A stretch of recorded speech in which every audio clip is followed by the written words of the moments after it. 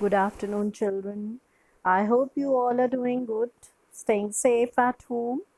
Do take good care of yourself. So, children, last time we studied the cropping pattern. We were on chapter 4 of agriculture of geography. So, let's continue further. We are going to start with the major crops today. To learn this topic, if you'll go through all those major food and non-food crops given to you, you might find it difficult to read through to go by each line.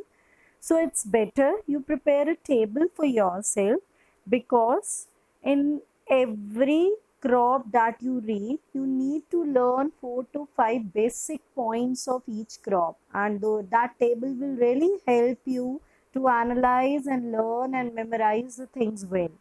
See, in this table, you can make 4 columns and a row. In a row, write down the heading of all the crops, and then different columns where you can mention different points. These points base can be temperature, rainfall, then soil, then the major producers. Climate also you can may include in the temperature itself.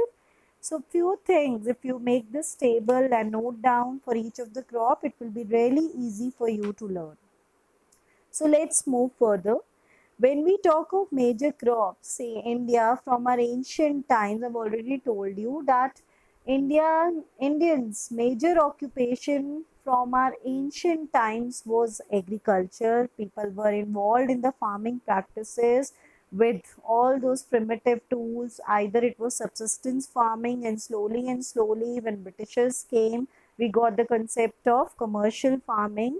This is how we advanced ourselves, and we in India have been rich in many of these resources. So, different varieties of food crops and non food crops are grown in India. Very first food crop that you'll be reading today is of rice. See, children, when we talk of rice, it is one of the staple diet of our country, and our country is the second most largest producer of rice. First is the China.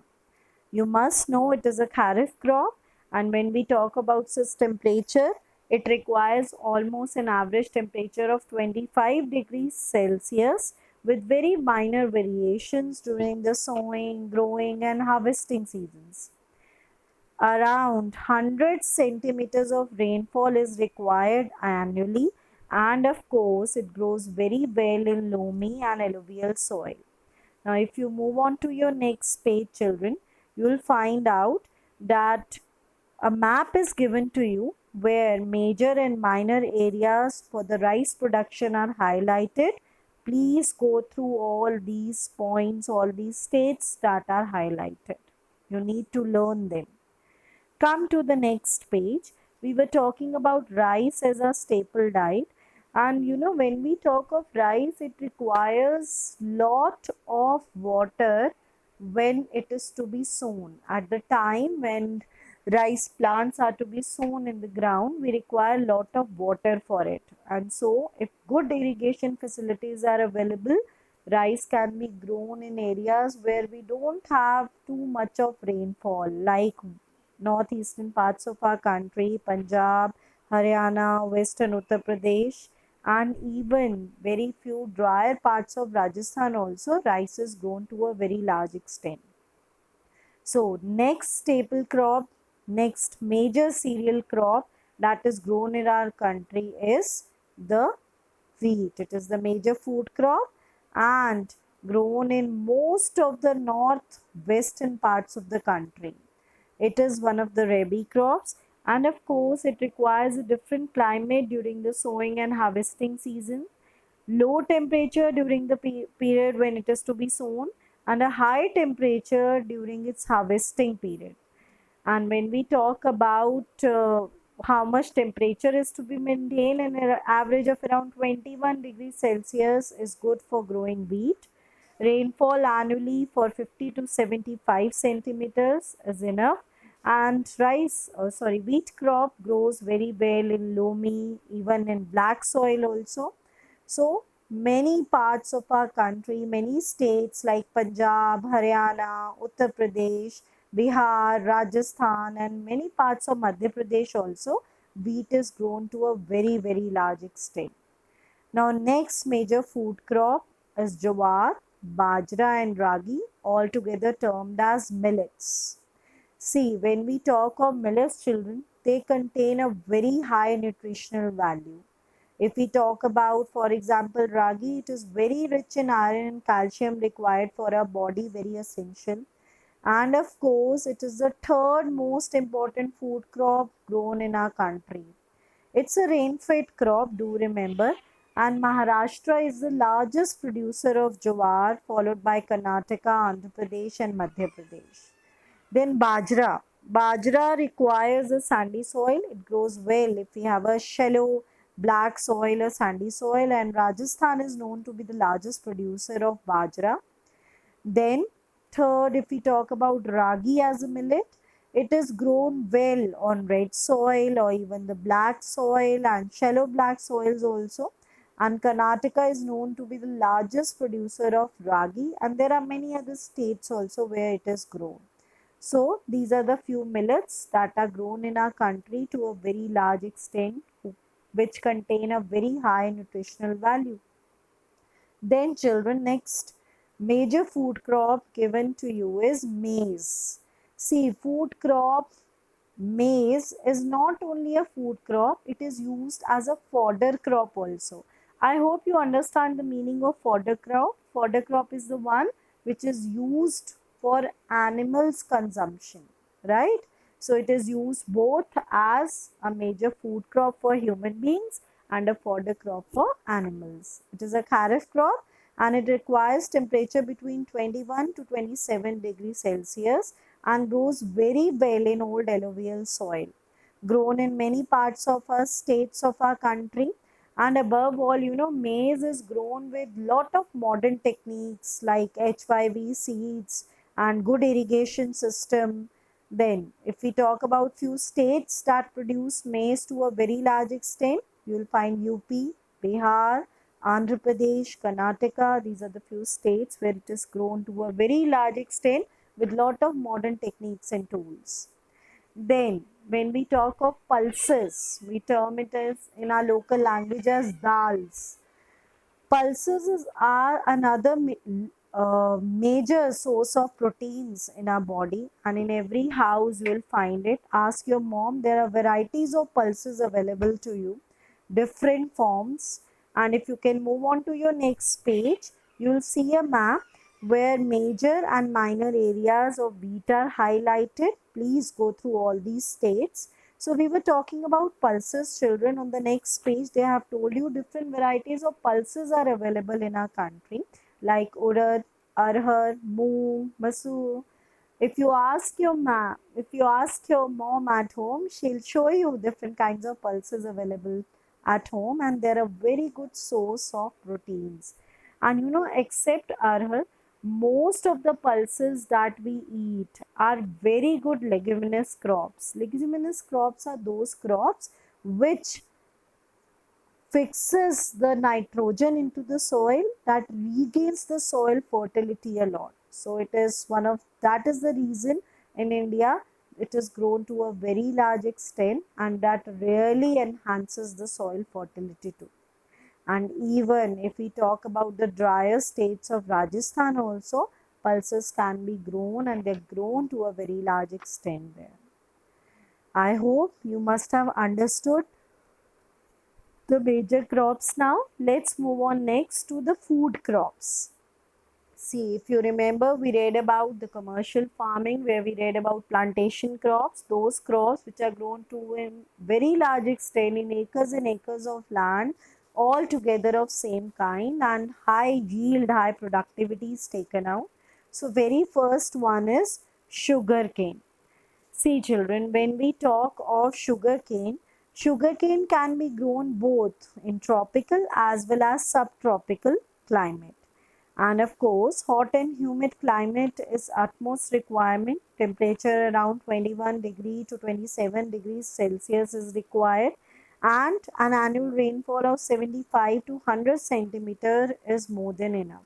And because of the good irrigation facilities, we are able to sow sugarcane and harvest it in many of the states, and that is the reason we are the second largest producers of sugarcane after the Brazil comes to be the number one producer of sugarcane. And it has its different forms like gur, khansari, sugar that we have at our homes. Just ask your mother, she'll show you its variety. All those varieties of sugar that are available to us are because of the sugar cane that is produced to us a very large extent. Every home you will find the sugar box at your homes. So there are many states like Tamil Nadu, Uttar Pradesh, Andhra Pradesh, Bihar, Punjab, and even our own region where we live, that is Haryana. Sugarcane is grown to a very large extent, and you'll be glad to know, you are, I hope, aware of it.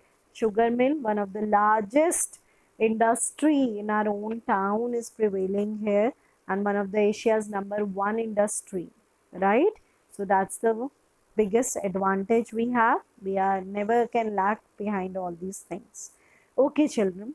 Next, you have the oil seeds given to you. See, oil seeds, the oils, different varieties of oil available to us that we consume at our home for different purposes, especially for cooking. Oil seeds of different plants are extracted and used for different purposes.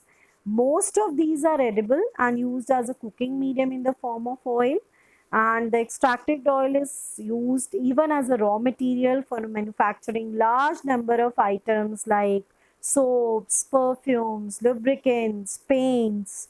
Then oil cake, which is the byproduct obtained from the extraction of oil from oil seeds in an excellent cattle field. Then oil cake, it is used as a fertilizer. So there are variety of uses. And we have different kinds of oil seeds available to us: groundnut, mustard, coconut, sesame. So these are the different seeds, oil seeds. And groundnut, of course, is a kharif crop and major oil seeds producer of the country. Andhra Pradesh is the largest producer of this groundnut oil seeds. Next, we have the tea cultivation.